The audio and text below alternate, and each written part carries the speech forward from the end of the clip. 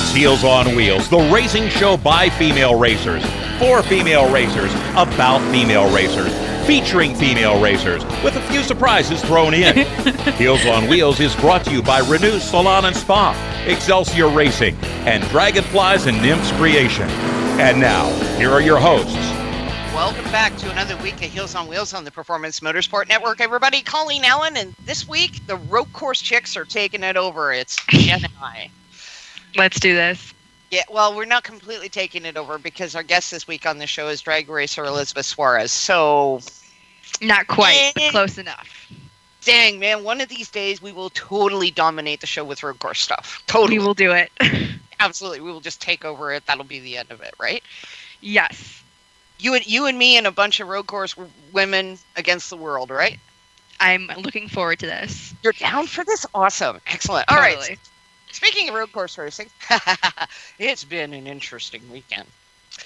24 Hours of Spa ran this past weekend. I had a bunch of friends who were there flagging. And actually, a bunch of them were flagging at a corner at Spa called Radillon. And when the Kaspersky Ferrari regrettably lost his steering because it broke and he went straight on into the tire wall, he left behind the most fascinating thing on the track I've heard of in a while. What was this? Baguettes, as in bread. Well, I mean, I guess if you're hungry, you can just stop the race for a second and everyone can have some bread. Well, you know, it is Belgium. I mean... Yeah, I suppose. Right. Yeah, so seriously, the marshals go out to clean up the track, and the track is covered in baguettes. Yeah. That's bizarre. We think we might have answered the question because, of course, originally it was, did they get left on the tire wall? Were they in the tire wall? They got disturbed when the car hit the tire wall? Were they in the car? Because, you know, I mean, hey, it's Stefan Artelli driving that car. You know, maybe he needs a baguette. I don't know. Maybe it's a safety feature. Okay, sure. We'll go with that. Crumple zones. We can work exactly. with that. Yeah. But no, as it turns out, there was a box of baguettes that had been sitting on the side of the track. It had been off the actual paved surface in the area that's considered, you know, like past the rumble strip. Right. And it apparently had been left off of a rescue truck. And they had just assumed it was a piece of debris that was offline, so they were just going to go fish it at the next full course caution. Regrettably, the Kaspersky car hit it and spread the bread everywhere. I could go get it. Oh, wow. Yeah. Oh, my gosh. Yeah. So, you know, there you go. The French version of a softer barrier. Yeah. Baguette. No kidding. Yeah. So, of all the things I've heard, that's a new one. Now, the other thing that's interesting, I'm going to have to try this. We have to try this for a 24-hour race sometime. We'll have to get together and do this. It's called Track Limits Bingo. It's a drinking game. It's a good start. Oh, so you take all the car numbers that are in the race. You create a bingo board of 25 of the numbers that you picked yourself from the numbers of the cars that are in the race. And every time a car gets a track limits penalty and you have that card number on your lovely 25 square, you mark it off, and you also, by the way, have to have a drink. That could be dangerous very quickly. Yeah, considering the number of cars that were taking track limits penalties in the first 3 hours of the race. Well, yeah. Right. Yeah, but you got to admit, it's a fascinating way to pass time when you're watching a 24-hour endurance race. I would say so, yeah. Keeps it interesting for sure. Definitely. You could do it for Dubai. You could do it for Spa. You could do it for Daytona. You could do it for Le Mans. You know, you could probably even get away with doing it for some of the shorter 12-hour and, 8-hour races for the 24H series over in Europe. Because North America, they don't tend to call track limits very often. But Europe, that's a big thing. Right. So, at least that's my experience with, I don't know, you've been racing here in North America. How often have you been called for track limits? Never. Yeah, there you go. Yeah. So, yeah. So anyway, I thought that was kind of cute. Now I'm going to go back to Spa a little later, but we totally got to talk about Sebastian Buemi because oh my God, holy cow! Okay, Sebastian Buemi, like the Formula E series had its, I think it's the season finale this past weekend in Montreal. Yes. let's just say that going into that weekend, Sebastian Buemi was the guy tipped to win the championship. By the time it was done, no. It was a 4th, correct? He got 4th in the championship, I believe. Something like that. He had the worst weekend of pretty much any driver ever at the Formula E. Pretty much. Okay, so it starts off with him wrecking a car in practice. And Good. I'll have to post the video of this because it looks like he pretty much apexed the corner and the car didn't turn and he went straight into a wall and wrecked the car. That's ideal. It's an ideal situation, right?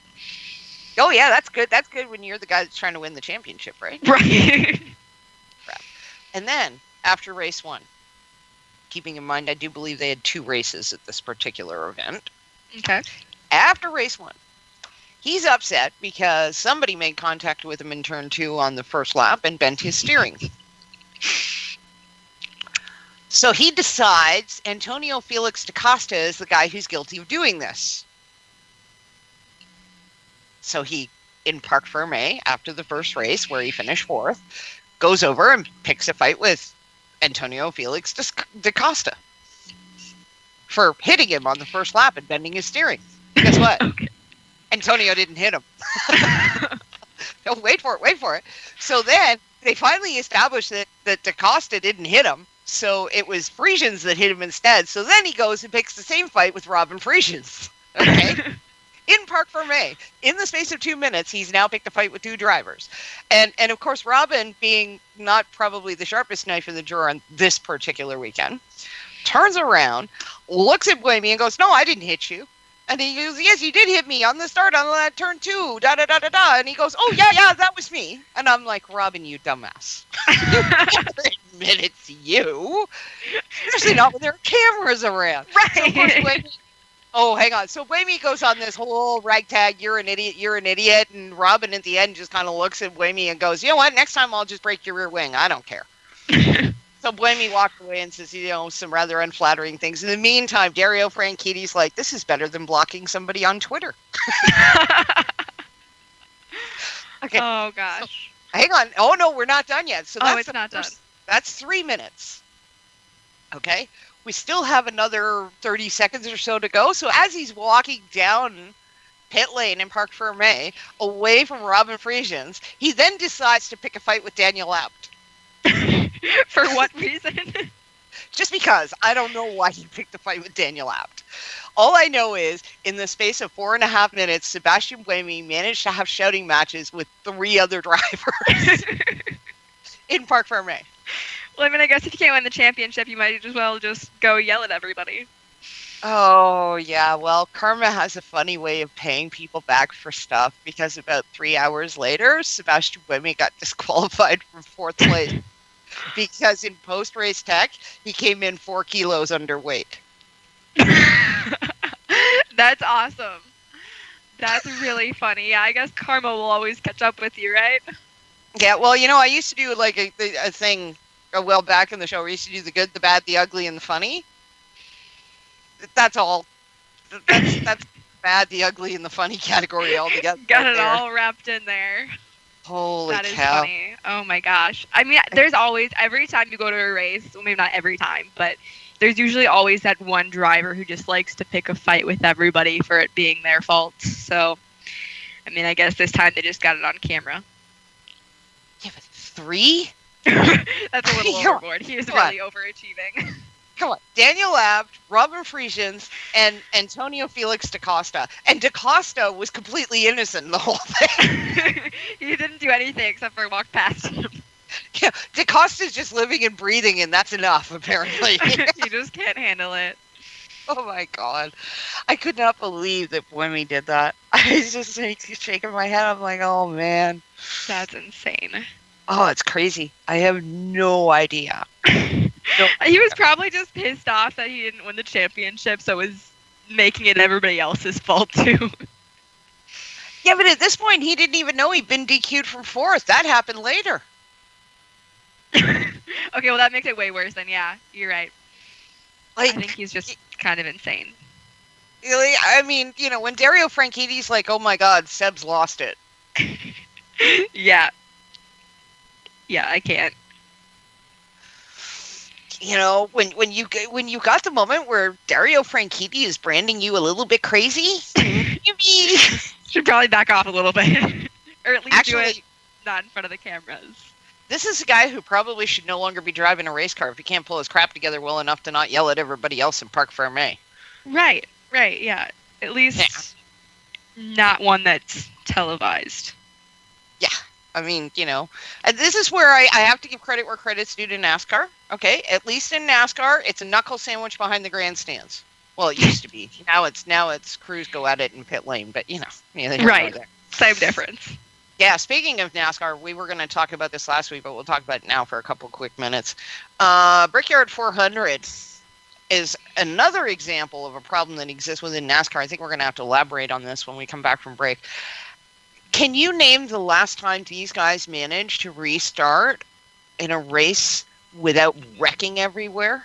Yeah, I don't think so.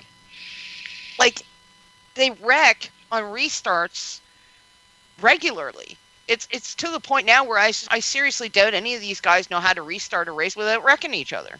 Right. Especially if they were in at Mid-Ohio with Gutierrez. We'll get to that later. We'll get to yeah, we're gonna get to Mid-Ohio. You bet we are. But yeah, I mean, and this is the thing, is that NASCAR keeps looking for these different ways to draw the audience in and to keep them involved in stuff. My message to NASCAR would be this: sit your guys down, have a come to Jesus meeting with them, and explain to them that at the very minimum they need to get through an entire race, including particularly for all the restarts, without wrecking on the restart. Because I want to see these guys race. I don't want to see them wreck each other and take 10 guys out on a restart. Exactly. I don't care, overtime or no. Freaking learn how to restart a race properly. Yeah, I hear ya. And I mean, I guess they're trying to do that to keep the TV coverage interesting, considering the stands were like completely empty for that race. Well, that's terrible. That's another issue. Yeah. And by the way, take a look at that Brickyard 400 versus Indianapolis 500. Yeah, it's ridiculous. Is it the time of year, or is it the event, or is it that we're just getting fed up with NASCAR wrecking on restarts? I don't know. I think a little bit of all those. Oh, probably. Who knows? I sure as the devil don't.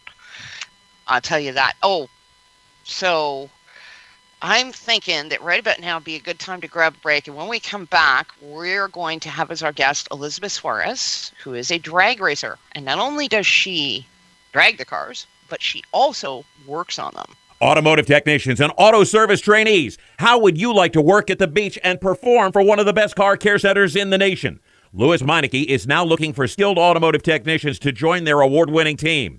If you're a gearhead that knows his or her stuff, or a young up-and-comer that has the motivation and drive to succeed, then you need to make this call today. 302-827-2054. Louis Meineke Car Care Center, located in beautiful Lewis, Delaware, offers a highly competitive compensation plan, great benefits, a flexible schedule, and did we mention that you're going to be working at the beach? Plus, there's a signing bonus for the right candidates. Technicians must be ASE certified and have a minimum of 6 years experience. Beginners advance at your own pace in one of several entry-level positions. But whatever you do, don't wait. These jobs will go fast. Call Tim at 302-827-2054. That's 302-827-2054.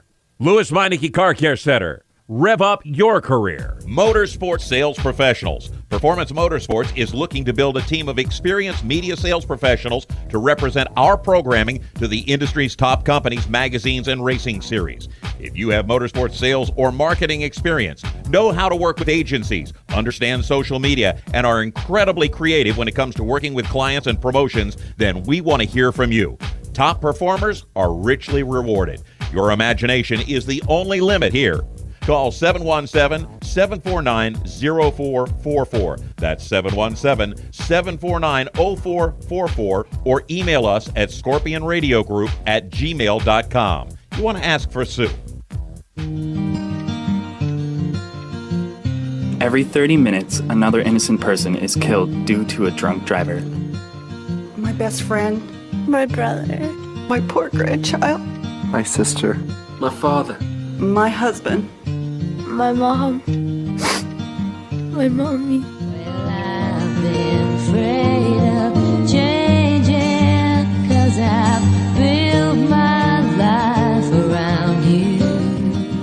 Stop these tragedies before they happen. Don't drink and drive. Do you love the sound of high revving motors and the smell of burning rubber? Do you want to get your car sideways right at the ragged edge of control? If you've always wanted to try drifting or learn to improve your drifting skills, Summit Point Motorsports Park, the Mid-Atlantic's premier motorsports facility, has the expert instructors and the specialized track to teach you how to drift and the skills necessary to drift competitively. From skid pad to open sessions, Summit Point Motorsports Park has the safe and open environment that allows drifters of all skill levels, new to intermediate, to get sideways and smoking. With a focus on safety and the skill set necessary to drift competitively, Summit Point Motorsports Park's Drift Nirvana is just the thing for you. Call for your reservation today, 304-725-8444. Or for more information, go online, summitpoint-raceway.com, or you can email them at office@bsrinc.com. Drift Nirvana, getting you sideways the right way. If you own a gun, you have a full-time responsibility.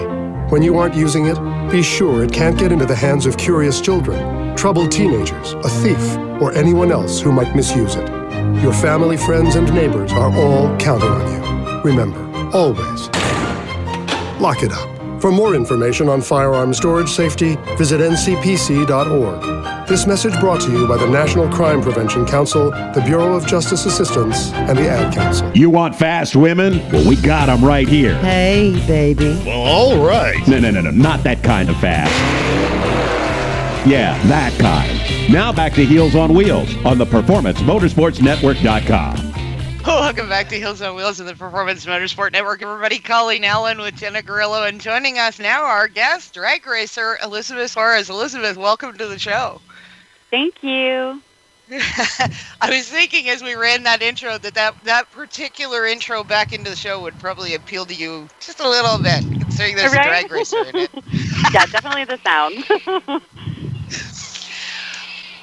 So what I'm sort of, because I mean, I got to warn you, you're kind of sort of hemming in on, Jenna and I were all set to declare it a road course racing night and just take it all over. And then we realized we had you as a guest and we went, And I said to Jenna before we went on air, I said, Jenna, good bet, because Jenna drives Formula Atlantics, good bet that you're never, ever going to beat Elizabeth on a standing start. Yeah, that's, I prefer a roll. No, I do mostly street racing. But we take it to the drag strip. So we go to events like Street Racing Made Safe, which caters to more of the kind of racing that I've done. So you can do a roll, you can do a dig, you can use a tree, you can do it however you're comfortable with, as long as the person that you're racing is in agreement with you. But yeah, I love it. It's so much fun. Okay, now hang on a second, because you just used a bunch of words that in my world do not go together, which was street racing made safe. Yeah. What is that? So they are a nonprofit organization, and they travel all over, from Maryland to Florida. I think they've even gone to like Michigan. And basically, it's for the people that do the street racing. They bring it to a track. So it's the same rules that would apply if you were doing street racing, except for it's the safety of a track. And we started going. I went a few months ago. Was my first time actually doing it on a track. And that was a lot of fun. My car broke, so I was one and done, but it was still fun. And then we went again a couple of months ago, and my car didn't break, and that was a lot of fun. And then I think there's another one coming up in 2 weeks, and we'll be putting my car back on the track. Wow. Jenna? That's pretty awesome. I think I've heard of that program before. Yeah, that's badass. Yeah, it's awesome. I mean, it's so cool because you get to do basically what you would normally do on the street, which isn't, safe. Right. And you can take it to the track where you are safe, and you can race anybody you want, and you can go all night long. Kids are welcome. They've got the stands for everybody to watch. My kids come and watch me race, and it's a lot of fun. That's awesome. Wow. I'm just thinking, what a cool program, because, I mean, and Jenna, you may or may not agree with me on this, but up here in Canada where I am, street racers are the people that us legitimate motorsports folks turn around, look at, and we just think they're the absolute scum and scourge of the earth because they're doing this on public roadways and endangering people. And we keep telling them, like, if you're going to behave like this, come to our racetrack, come and, take it to the track with us. And so the idea of somebody actually putting a program like that together is just cool. Yeah, it gives you a safe place. So you're no longer on the streets, but you're doing it the same. There's cash days where you can race for money, all the same stuff that you would normally do on the street, but they give you the safe environment to do it, which is why we do it. I think it's awesome. Plus, my husband and I, we compete and we race each other every time. It's a grudge match every time we go out there.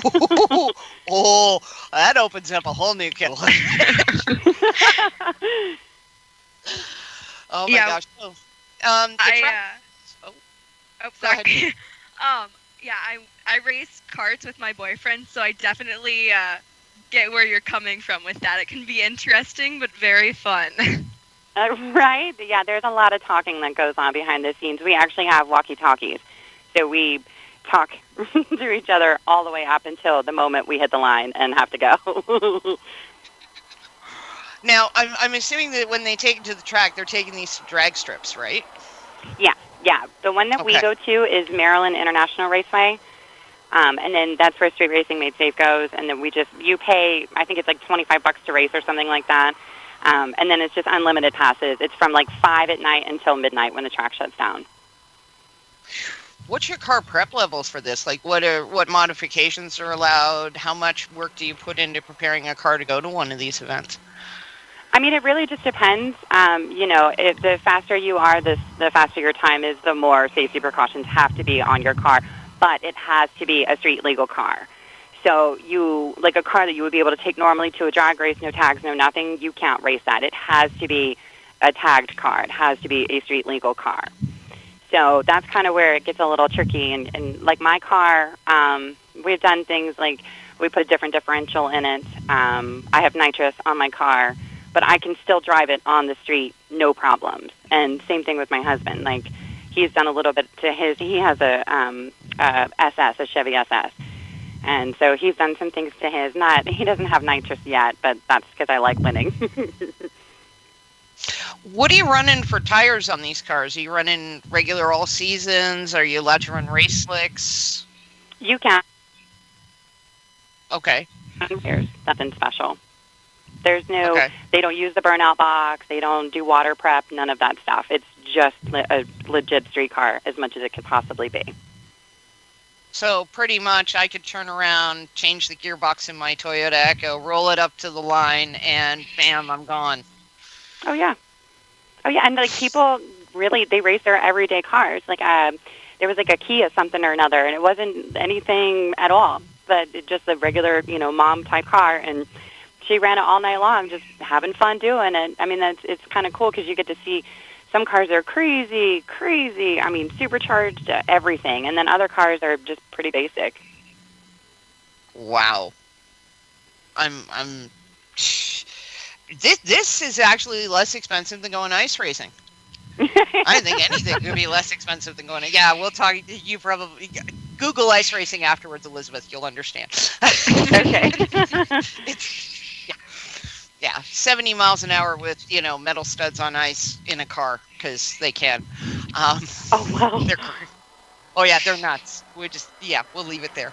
All right, so this is, now how did you wind up actually getting into this? Because there must have been something did you just hear about it, tweak your interest? Had you always wanted to get into doing something like this? Where did this come from? I've always loved cars. It's always been my thing. When I was a teenager, the very first car I bought on my own was a CRX, and I thought it was something because it was an SI. And just from there, I kind of never lost the bug for having cars. And I drive a M3, and I had bought one, and I was converting it over into a lightweight, and I actually got pregnant with my daughter. So we ended up halting production on the car. And then a year later, I got pregnant with my son, halted production again. I have an autistic daughter, so she takes up a lot of my time. And finally, it just got to the point where she's 10 now, and we kind of leveled things out. And I had sold my BMW, and a year ago or 2 years ago, my husband had bought me one to just pretty much say thanks. And I never did anything to it. I was like, no, we've got kids. I can't do it. And then we started watching like shows on TV where they're racing, and I just missed it so much. I missed the build of it, the sounds, the smells, the everything. And so I said, well, what if we just do headers and exhaust on it? And then we did that. And then I was like, well, what if we just put a different differential in it? And then we did that. And then we found out about Street Racing Made Safe, and I was like, oh, it's on. Now we need nitrous. Now I need a supercharger. Now I got to do an engine swap, like everything. It's just, I've always loved it. The track it's so much fun, and you meet such great people while you're there, and it's very family-friendly, which is good because we have kids. And, I also want my kids to see that it's not just their dad that can drive cars and drive them well, that their mom can do it too, and I've always loved it. I will always love it until I'm too old to shift, and then I'll maybe get like a driver for me or something, but I'll always be in the fast cars. Can definitely attest to that. Yeah. Oh my gosh. So we're going to take a break in a moment, and I was wondering if we could hang on to you after the break to talk a little bit, because I know that you mentioned that your daughter is on the autism spectrum, and I know you do some work around autism, and I really want to get into some conversation with you about that, because that's an area that holds a spot close to my heart, not just because Krista is involved in autism awareness, but because I happen to know a young man up here in Canada that's breaking some barriers, who's on the autism spectrum in racing. But just before we go to that break, I want to ask you, do you and your husband ever trash talk each other? Oh, all the time. And we take it to Facebook. We make it as public as humanly possible. I'd ask for details, but I mean, I could just do, I don't know, maybe, like what's one of the best ones you've ever shot at him you didn't have an answer for? Oh, geez. Off the top. Well, I don't know. After we raced the last time and I won, and I posted on his Facebook, and I was like, can you believe it's been a week since I totally dragged your car on the track? And then I was like, yeah, me neither. Fun time. So, yeah, we talk a lot to each other. Oh, man, that sounds like so much fun. Excellent. Well, we'll go and take a break right now, Elizabeth, and then when we come back, we'll chat with you about the work that you're doing around autism awareness, if that's all right. Absolutely. Excellent. So it's Colene Allen with Jenna Grilla. He's on wheels with our guest, Elizabeth Suarez. We're going to go to break right now. When we come back, we're going to talk some more with Elizabeth about some other stuff. You never know what'll come up. We'll be right back. Here's an important message from RAD and the station.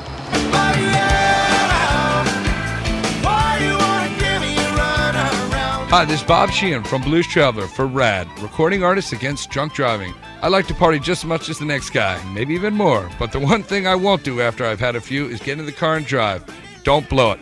Always choose a designated driver. Remember, music lives, and so should you. Motorsports sales professionals. Performance Motorsports is looking to build a team of experienced media sales professionals to represent our programming to the industry's top companies, magazines, and racing series. If you have motorsports sales or marketing experience, know how to work with agencies, understand social media, and are incredibly creative when it comes to working with clients and promotions, then we want to hear from you. Top performers are richly rewarded. Your imagination is the only limit here. Call 717-749-0444. That's 717-749-0444, or email us at scorpionradiogroup@gmail.com. You want to ask for Sue. You are a waste. A loser. Everyone hates you. Why don't you just stay in your car and keep driving? I'm serious. Drive until you run out of gas and get out of your car and walk until you find someone who doesn't think you're dumber than bricks. Could take a while, but at least all that walking might burn a couple of calories. You may not witness bullying like this every day. Your kids do. They want to help, but they don't know how. Visit stopbullying.gov to learn safe, simple ways your child can help stop bullying. Be more than a bystander at stopbullying.gov. A message from the Ad Council. You own a performance car and you know how to drive, but you want to learn real performance driving. Well, Bunky, get that car off the street and onto the track. Summit Point Motorsports Park, the Mid-Atlantic's premier road racing facility, located just over an hour from D.C. in nearby Summit Point, West Virginia, is the place to go. And you'll find that Friday at the track is going to give you what you need. For less than a monthly car payment, you can attend this regularly scheduled one-day instructional event in your street car on one of Summit Point's 3 world-class road racing circuits. You'll receive classroom instruction, skid pad instruction in their cars, including front and rear skid control, and 4 20-minute in-your-car instructional sessions from a professional instructor. Have fun, go fast, and really learn how to drive. Call 304-725-8444 for class schedules and details. That's 304-725-8444. Friday at the track at Summit Point Motorsports Park. Automotive technicians and auto service trainees, how would you like to work at the beach and perform for one of the best car care centers in the nation? Louis Meineke is now looking for skilled automotive technicians to join their award-winning team. If you're a gearhead that knows his or her stuff, or a young up-and-comer that has the motivation and drive to succeed, then you need to make this call today. 302-827-2054. Louis Meineke Car Care Center, located in beautiful Lewis, Delaware, offers a highly competitive compensation plan, great benefits, a flexible schedule, and did we mention that you're going to be working at the beach? Plus, there's a signing bonus for the right candidates. Technicians must be ASE certified and have a minimum of 6 years experience. Beginners advance at your own pace in one of several entry-level positions. But whatever you do, don't wait. These jobs will go fast. Call Tim at 302-827-2054. That's 302-827-2054.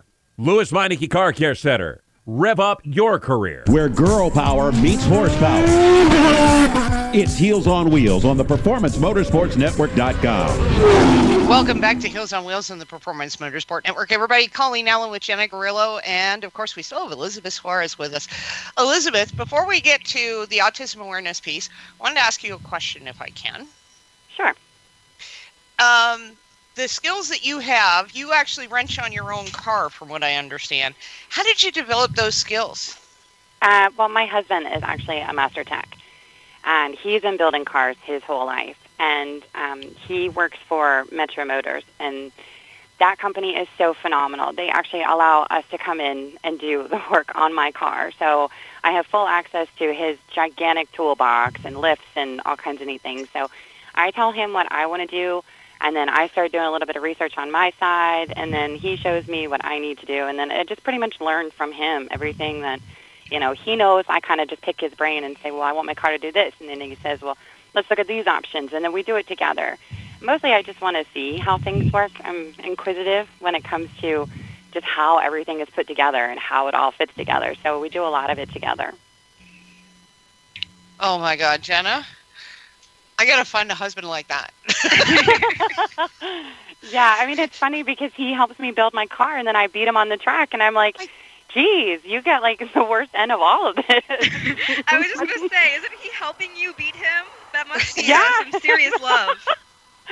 Yeah, he does. And, I mean, every time we do something to my car, then we'll, swap and do something to his truck, and he'll do some sneaky builds. And, he told me not to go through a puddle once, and I was like, did you put intake on your car? And he started laughing, and I'm like, I can't believe you tried to sneak that one past me. I wouldn't know what intake is. So, yeah, he does some sneaky builds, and I can't sneaky build without him.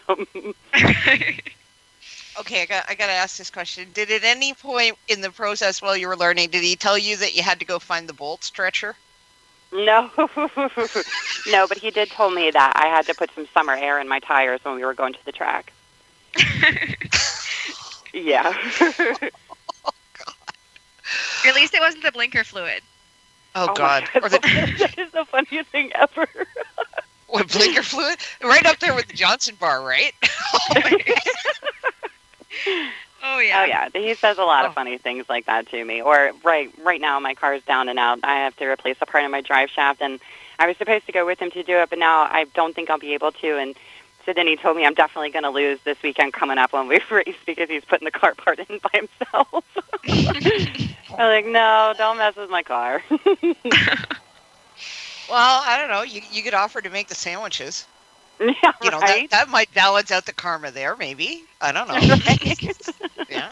Hey, on the other hand, maybe you're so busy he should be making the sandwiches. You know, it's a 50-50 deal, right?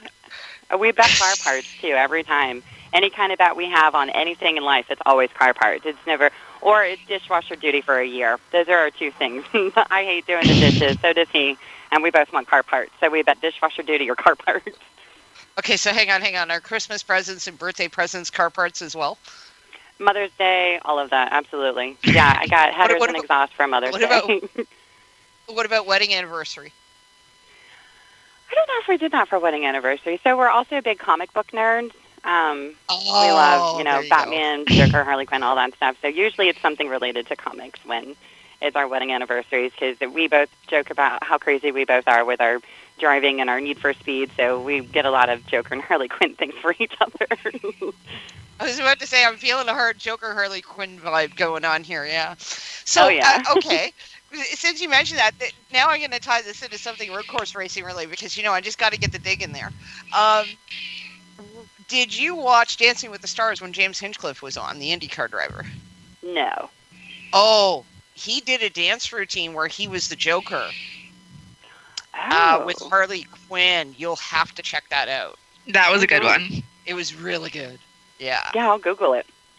Oh, totally. You should be able to find it on YouTube. I think that the official Dancing with the Stars channel still has it up. It's really great. Anyway, yeah, totally check that out. That sounds awesome. Oh yeah, no, he did a beauty job with it. We digress, and we're now falling into another area. So I want to kind of bring us back, because I wanted to talk about the work that you're doing around autism. Sure. And I had mentioned before that, that's close to my heart. I'll tell you why. We have a young man up here in Canada who just this past spring became, as far as we know, the first race car driver in North America to be awarded a competition license to drive and compete in race cars. And he actually competes in the Nissan Micro Cup Series up here in Canada in road course racing. Oh, wow. Can you imagine? That just gave me goosebumps. I love it. I absolutely love and adore every ounce of that. That's amazing. Yeah. They actually, the race team is called Racing with Autism, and the young gentleman's name is Austin Riley. He's a 3-time karting champion. He was in the Lotus Formula One Junior Driver Development Program. He was a factory kart racer for Energy Corsa, or was it Corsa? Anyway, the list of things that this young man has done in the last 10, 11 years is absolutely unbelievable. And this is where I'm going to kind of open this up a little bit. If somebody had come to me, well, actually, I'm not even going to lie. Somebody came to me and said, you got to check out this kid at this go-kart track. He's got autism, and he's racing a go-kart, and he's kicking butt. And I went, no, you're pulling my leg. There's no way. And then I went to the track, and I actually saw him drive a kart, and that was when I realized that, holy cow, this is for real. Mm-hmm. And that was that moment when I realized, and I'm brutally honest with myself about this, that was that moment when I realized absolutely how 100% ignorant I was about autism and what someone with autism can do. Sure. So, and I'm sure that you probably run across a lot of people that had the same attitude before somebody came along and educated them like I was.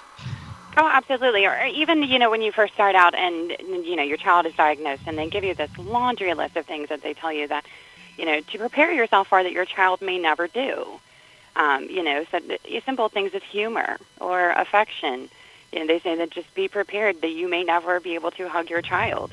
Your child may never laugh at a joke. When our daughter was diagnosed, her name is Taylor. We call her Boo. She's born in October, so she's our Boo baby. But when she was diagnosed, we came home with this list of things that they just said, forget about her ever sleeping or, eating normal foods or having a sense of humor. And at the time, we couldn't touch her. You couldn't give her affection. It just wasn't possible. And, for me, I took a list and I was like, okay, cool, challenge accepted. Let's see what we can do. I don't want to hear a bunch of things that she's not going to be able to do. I'm going to show you all the things that I've been able to get her to do. And that's pretty much the way I looked at her. But a lot of people don't understand. Or even sometimes, you lose friends. They're scared of it. They don't quite understand what it is. There's no There's no birth defects on the outside. There's nothing that you can see. It's just behaviors and maybe verbal or nonverbal. It's different things like that, and it's scary to some people. And you just kind of have to break through it and keep it moving. Yeah. And it was interesting because one of the things that I found out about was this idea or this thing they call hyperfocus. Mm-hmm. And we kind of figured that Austin Riley probably wound up as he says, and I thought this was interesting. He says the reason he likes racing go-karts and cars is because when he's doing that, everything moves at the same speed as his brain. Yes, absolutely. And so that was, he wound up hyper-focusing on that because that apparently, doing 70, 80, 100 miles an hour finally brings his brain in sync with what's actually happening outside of his brain, which is an interesting idea for him. Absolutely. And what an excellent way to channel that.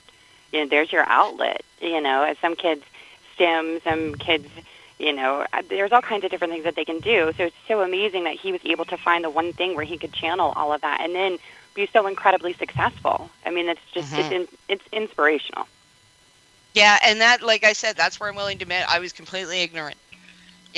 I thought I knew whether or not somebody with autism could drive a race car, and this young man just totally, absolutely proved me wrong, and he proved how ignorant I was in the go, and I'm quite happy to tell people that and admit to it because it was that startling a thing to me. And the interesting part is I've seen videos, and you cannot tell unless somebody actually tells you, oh, by the way, that's that car there. That's the one with the guy in it that's on the autism spectrum. You can't tell just watching him drive a car or a go-kart. It's amazing. And I have to think that, we're probably missing out on those really amazing things that other folks on the autism spectrum can do simply because people like me think that, don't realize or don't understand that these things, can happen and exist. Absolutely. So, what have you been doing in terms of work to promote autism awareness? So when Taylor was first diagnosed with autism, she was 3, and I started to fundraise for Autism Speaks. I would sign up for their walks, and I would fundraise for their walks. I did the Richmond ones, and I would fundraise every year for it. I never actually went to a walk. I wasn't quite there yet. I was still kind of very protective of her and kind of wanting her in her bubble. So I started doing that, and then after that, I kind of got more involved on the county side and state side. So my daughter's in elementary school. I'm the president of the parent-teacher organization. I have been for 3 years. I will be for 2 more years. So I'm heavily involved in her school. In the county, I'm the vice chair of the Special Education Advisory Committee. On the state level, I am a parent representative for the Virginia Department of Education. So I do what I can where I can. I stick myself in a lot of situations and in a lot of places, mostly because you see what happens in the schools. You learn how to advocate for your kid, and then you also want to show them how to advocate for themselves or help other parents advocate. When you are introduced to the world of special education or even just a child with a disability, nobody hands you a manual. Nobody says, okay, great, well, this is where you're going to start. You kind of have to figure it all out on your own. And I did. I worked really hard to figure it out for Taylor and make sure that she could succeed. So now I take what I know and I give it to other parents or committees or even in our school. Our school did not have programs that would really include children on the spectrum or with disabilities. So I changed that when I became president of the PTO. It was no longer, here's your box of whatever to sell. It's fun runs. A lot of our autistic kids are runners. Let them run. Make it a fundraiser. Make it fun for them. Include them. Inclusion is huge. So much of any child on a disability is, okay, well, you're over here and our other kids are over here. And really the best way that they can communicate, make friends, everything is inclusion. And don't put them in the corner. We do reading clubs where we pair our autistic kids, our children with disabilities, with children that do not have disabilities. We pair them up. We teach them how to socialize, read books. All these things because there was just such a division. And I didn't see the point in it. They're children. And even when they're young adults or adults, inclusion is going to take them places. And it also works in the reverse. Some of our autism readers are amazing. And we have children that aren't so great at reading, so we pair those kids together. It helps one socialize. It helps the other one learn how to read better. Different things like that. I've kind of really stuck myself everywhere I could. I volunteer for everything I can. I'm really just, I just wanted to see change. I didn't like the way that things were going. I didn't like that things weren't inclusive, and I don't like that because there's nothing wrong with having a disability or being autistic or anything. You know, just get these kids together. Take the stigma out of it. Let them have some fun. Let them just do their thing. Wow. Holy cow. There's 24 usable hours in a day, and I use like 19 of them. Wow. As you're describing the stuff you do, I'm thinking, oh, come on, please come up to Canada. We can learn from you. Yeah, I mean, it took a while. I was so incredibly protective of Boo. I just, because she did have fits and she didn't have words and, and the fits were bad. They were so hard and people stared and it was so hard to leave the house. I just wanted to be inside and protect her. And then I thought, well, the world's never going to bend to her. She's got to find her way in the world. So then we started going to Target and dealing with screaming fits and stares and, all the silly things that people just don't know. And they think that you're, hurting your child or something and you're just trying to get some eggs and get out the store.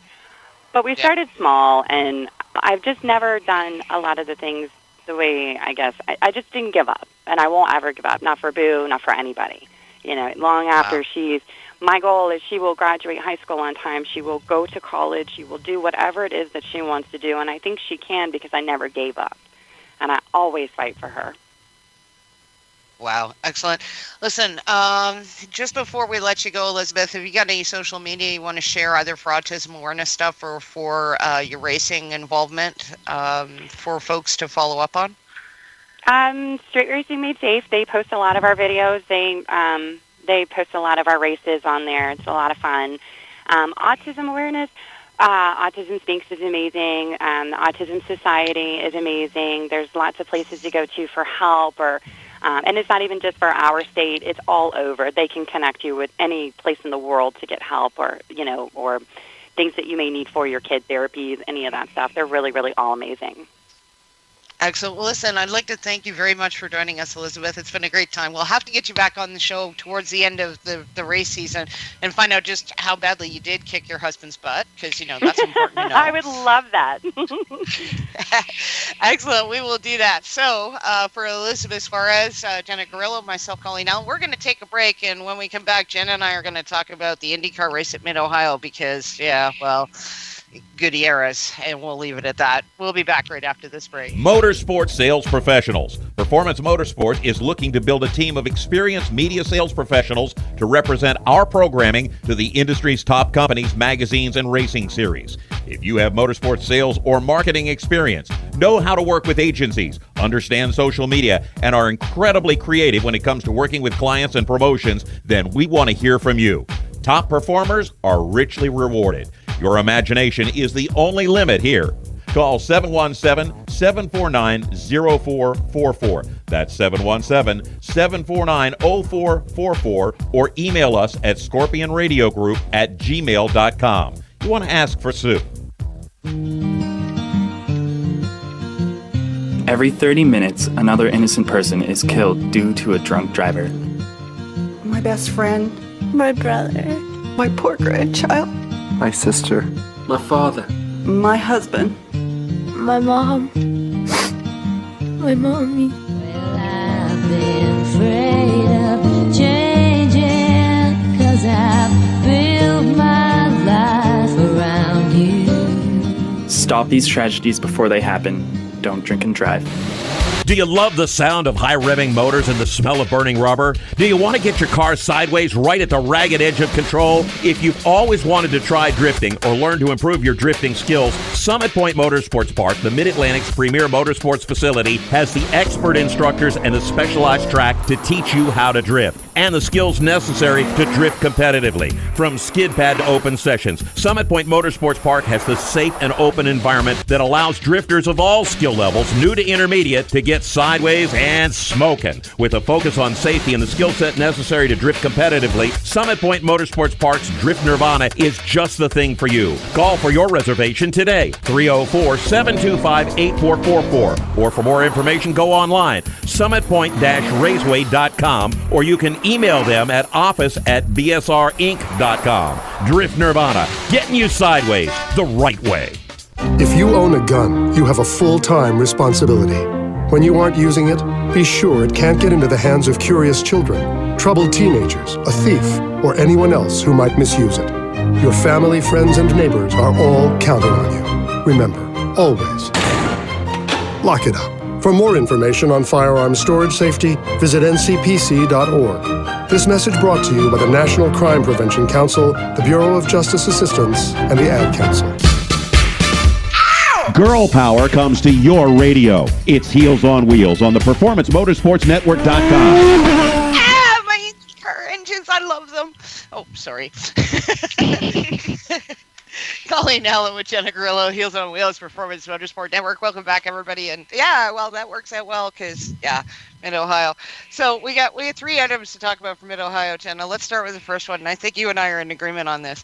God bless Mid-Ohio. It's an awesome racetrack, but oh, good Lord, an IndyCar race there is just boring. Yeah, I think the only good thing, or the most exciting thing I would say about Mid-Ohio and IndyCar would be in the driver's seat going through turn 1. Because that is an awesome corner in an F2000 that I've been in. I can only imagine an IndyCar because it's a blind exit, completely high speed. Other than that, though, it's completely boring. Well, and being honest, I mean, I've gone down and flagged, oh my gosh, probably pretty much every single IndyCar race that has run at Mid-Ohio since 2008. The very first year they ran, I think, was 2008. I don't remember what year it was, but I specifically remember that one because Tony George showed up in the Marshall compound afterwards to thank us for supporting his series. And this was before Champ Car and IndyCar became one organization again. So, yeah.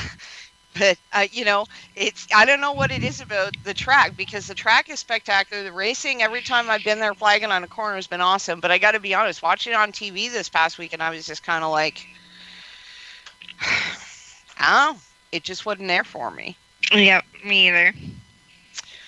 And then came I think there was only one full course caution the entire race. Right, which is pretty decent for a 90-lap race.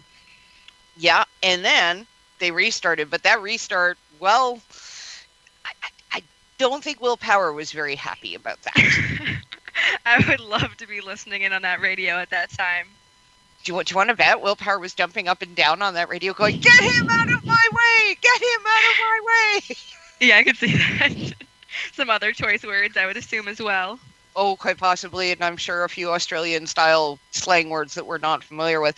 And just if you're trying to figure this out, on the restart, Joseph Newgarden is leading. Will Power is in second place, and stuck right between the two of them is Esteban Gutierrez, who's a lap car.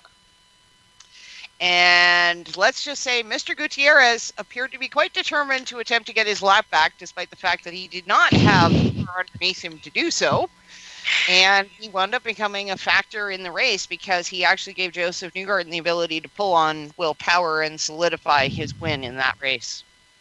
And I literally thought he was going to spin out under braking going into that corner because he completely locked his brakes up. Going into the beach? Yeah. Yeah. And you know, the part that boggles my mind about this is that Dale Coyne was actually on the radio to Esteban Gutierrez because Esteban Gutierrez is driving the car that ordinarily would be driven by Sebastian Bourdais. And he's sitting there telling Esteban Gutierrez, no, do not let Will Power by. You can unlap yourself. Stick with Newgarden. And I'm thinking, did Dale Coyne just not do the math here? He's incredibly optimistic about that situation. Yeah, I mean, logic would say you would take a look at the lap times that Newgarden's running, take a look at the average lap time your guy's running, and if your guy's not running a faster average lap time than Newgarden, he ain't going to unlap himself. Yeah, And that was the most exciting moment of the whole race, watching, to see whether or not they were all going to climb over the back of Gutierrez or not. Because, the only exciting part about that race, I would say. I mean, don't get me wrong. I'm really, really, really happy for Joseph Newgarden that he got the win. He was very excited about it. He's a very pleasant guy. There isn't a person that hates him. He drives clean. He drives well. But, I would have liked to have seen Will Power had the chance to have a go at him at least. Right. It was very unfortunate that Gutierrez became a factor in preventing that from happening. So, yeah. Oh, yes. And they interviewed Sebastian Bourdais. Yes, they did. Yes, they did. And Sebastian Bourdais, I got to say this. Sebastian Bourdais was talking about his recovery, and he said that one of the parts of his recovery that was of concern to him was that he needed to get his butt cheeks back. And I'm thinking, that is so right, and yet so horribly wrong. Here's what I'm thinking. Before you say anything, here's why I'm thinking this. Because I like Sebastian Bourdais. Of interviewing Sebastian Bourdais. He's a fantastic driver, accomplished in sports cars and open wheel cars. But, he's like this adorable, cute little geeky guy you put in your pocket and take home. He's not the kind of guy whose butt cheeks you worry about. And for that, I'm sure his wife Claire is going to thank me. But, Yes. But, yeah. That's too funny. Can I just mention the fact that he's back in an Indy car 2 months after he broke his pelvis and all that happened? 2 months. That's incredible. Yeah. I know. He was out testing, I believe it was yesterday, and has been cleared to drive an Indy car again. Yeah. Which, hey, by the way, I should at some point try and see if we can actually get him on the show, because he's such a fun interview. I can imagine that. He's a fantastic guy. He's so lively. Now, mind you, I might have to throw out, the carrot of, and I'll ask you a couple of questions in French too, but that won't work for all our listeners. Not for me either. I'd be completely lost. No. Okay. We have just a short little bit to go.